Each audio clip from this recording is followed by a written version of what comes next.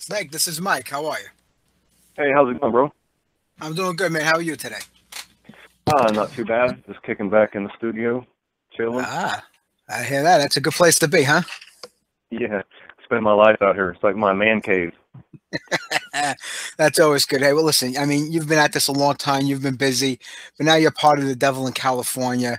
And, if there's anything I have to say about you musically is that you kind of don't repeat yourself from band to band or whatever project you're playing at the time. There's always something a little different. Is it important to you to always find like something new to move on to?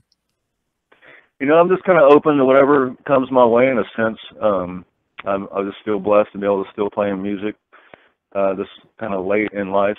Um, and if it strikes a chord in my heart, I'm more than willing to go for it. Yeah. Well, But I'm the kind of band like has a. I'm kind of I'm sorry, say good.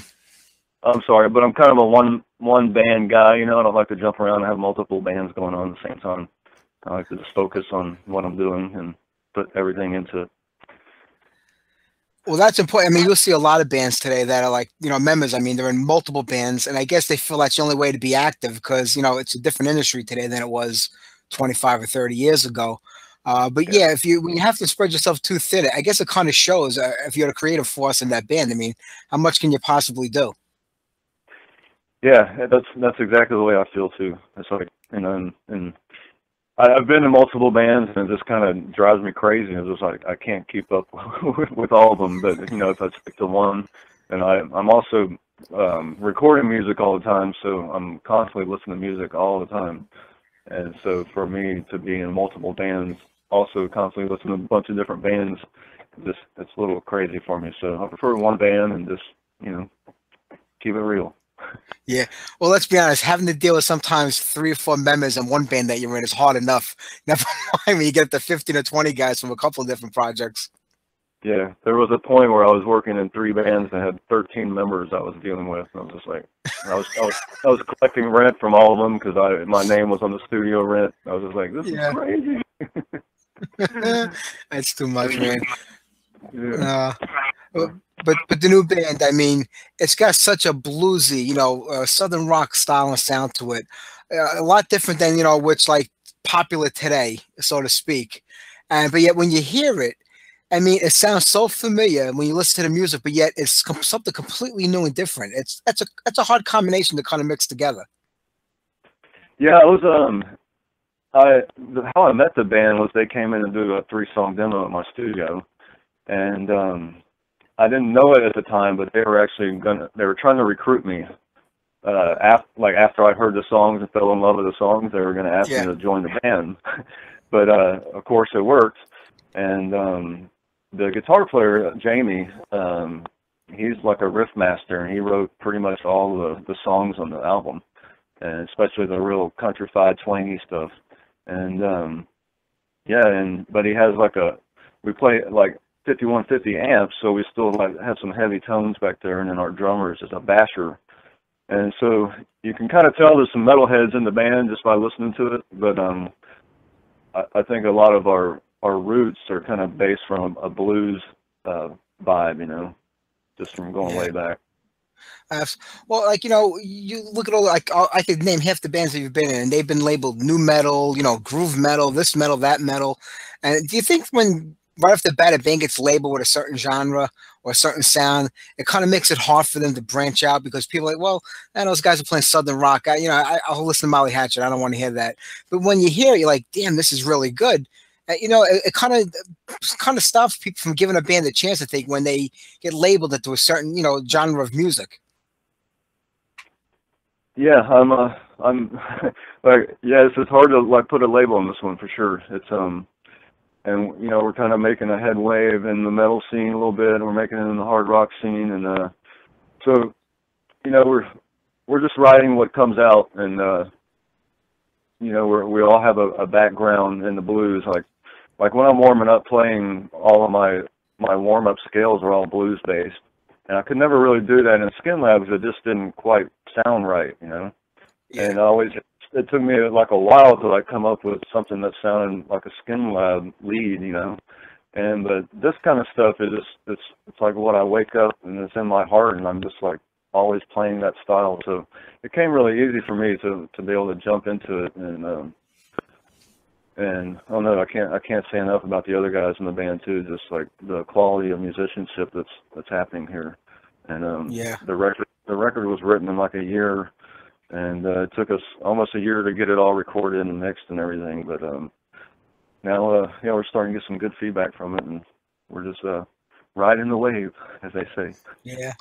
Well, it's definitely a solid album. I mean, say, like, what's the hardest part of being in a band today? Is it finding, like-minded people to play with that kind of have the same goal and vision? Is it, is it hard dealing with, like, what goes on in the industry and the change in, the way people buy and listen to music? I mean, what do you find it to be the most difficult thing about, being in a band? Yeah, I mean, working with musicians is definitely hard. A lot of times there's always could be one guy that can screw the whole thing up, But I think for me, it's just trying to keep up with the industry, and it's such an ever-changing thing that you don't really know what to do next week or the week after that, or even what to do today, Kind of just guessing and, throwing it all out there and hoping something hits. And there's just so many different avenues you can go down, and you just really need kind of a team behind you to kind of help, cover all the bases in a sense. Yeah. Well, you remember how it used to be before the internet. I mean, a band would have to make their bones in the neighborhood where they came from, and start branching out and traveling around from city to city, and keep moving on. Today with the internet, I mean, you put a song up, you click a couple of buttons, and people from every corner of the world can hear your music. Is it better today with the internet to have that kind of reach where you didn't have that, like 25 years ago? Or in the same sense, does it do more harm to a band because it's too accessible for people and they don't go searching out, the band or the music like they used to? Yeah, for me, I believe it is harder just because everybody now has 100 favorite bands instead of 10 favorite bands. And like, for instance, I think kind of the internet is what really helped, really didn't allow Skin Lab to do what it could have done, because when we first started, we were getting our tours based off of records sold, and you could go and see how many records were being sold that week, and now it's just impossible to track the numbers, and like now it looks like all your record sales are way down, but actually people are downloading all the songs, and I mean, everything's got to change. You got to accept whatever happens and figure out a way to work with it. So I'm not like dissing it or anything, but it is definitely seems a lot harder, and it takes a lot more time to cover all those bases now. As in the old days, you kind of had your favorite bands, and you kind of stuck with those bands, and you just did whatever you could do to help out those particular your favorite bands. Yeah. Well, you go back to the days of when the record companies were king. I mean, all they cared about was record sales. They didn't care who you were, what you were. They just want to see hundreds of thousands, if not millions, of albums sold. Like I said, you can't go by that today. You'll see a lot of bands, they get kind of disheartened. Like, well, the record, we put a lot of time and effort and money into it, and it only sold, 1,000 copies. I always tell you, it sold 1,000 copies, but 50,000 other people got the record. They just didn't pay for it. So it's kind of hard to gauge like how your albums are doing today because of the downloading. But I guess with the internet, you can't find out where your fan base is. There's so many tools that will allow you and let you know, who's listening to your music and who's buying it, where it's coming from. Yes, yeah, and I'm totally behind the internet. I'm not very internet savvy, and I don't know how to do any of that tracking or anything like that. And all the time that I spend on the computer is more working as an engineer, and so when I'm not working as an engineer, I really don't want to get on the computer, And so I'm kind of the guy behind the scenes, helping create the music, and then I pass it on to someone that can hopefully get it out to the people, Yeah. And I'm kind of old school in the way of thinking, and I kind of have to ask people to help me out a lot when it gets to moving around on the internet and stuff. I'm the same way, though. Don't worry about it. But you talk about old school, and you have a studio. Do you prefer the recording way it is now with the Pro Tools and everything being digital, or do you kind of like the old analog way with the reel-to-reel? I got to touch a little bit of that old school stuff, the analog reel-to-reel in my 20s and some bands I was in. But I mostly, well, I always use Pro Tools nowadays, and I can record everything here at my studio except for big drums. I don't have a big drum room here, so I usually go to like a nice studio and record the big drums, and then finish it up here at my studio. But it's always on a Pro Tools format, but usually recorded through high quality analog gear. Yeah. Well, now that the album's out, people are going to start hearing it. It's going to get out there. What's the next step for the band? You do your press. You know, you try to push the band as hard as you can. I see you had a lot of shows, and you're still playing. How's it up in San Francisco? Is it a good climate for bands to start out and make their way around in the live club scene up there? Yeah, we're keeping pretty busy.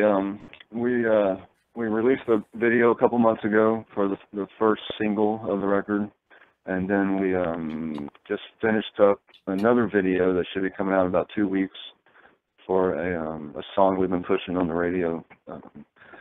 And so we're just trying to, keep the YouTube thing going, and at the same time play as many shows, trying to open up for national acts around town, and trying to, get outside of the Bay Area a little bit. There's a lot of little towns and cities out here that you can go, and yeah, we're just trying to keep busy and play as often as we can, and keep the buzz going, and hopefully somebody will ask us to go out on tour with them or something like that.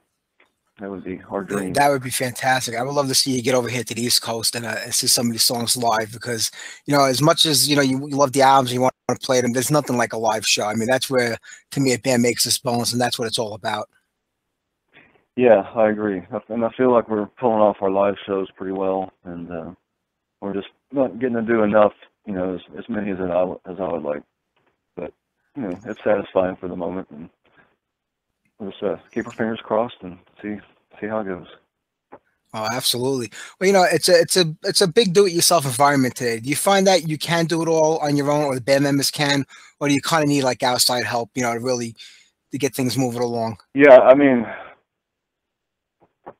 there's definitely, each of the guys have their own little qualities or things we can do, but we also have a lot of people on the outside that have things that we have no idea how to do, who are continuously helping us out. And so it's kind of like a big family, and we appreciate all of them so much, and we're open to any new family members coming in and wanting to help us, and so we're here to write the music and play it for people, but we can't do it all by ourselves, and we recognize that. Yeah. Well, Snake, you did an amazing job with The Longer Ride Down. It's incredible. It's out now. Where can people find it? Where's the best place to go to keep up with the band, find out what's happening, where the shows are coming up, and to buy the record? They're on all the internet, the places on the internet, and then I think on our website you can buy a actual physical copy on our Facebook page. And then I think there's a lyric video for all of the songs out on YouTube, besides the one Black Hand song, which we did a pro video for. And then we have a video coming out for Empty Rooms here in the next couple of weeks. And I'm looking forward to hearing that. Hey, well, Snake, man, it was great talking with you today, man. The best of luck with the band, and I do hope you can make it here to the East Coast. I would love to see you guys live. Hey, thank you, Mike. I hope to see you too really soon. You got it, man. Best of luck. Take care. Hey, take care, bro. Bye. This guy wasn't much of a talker.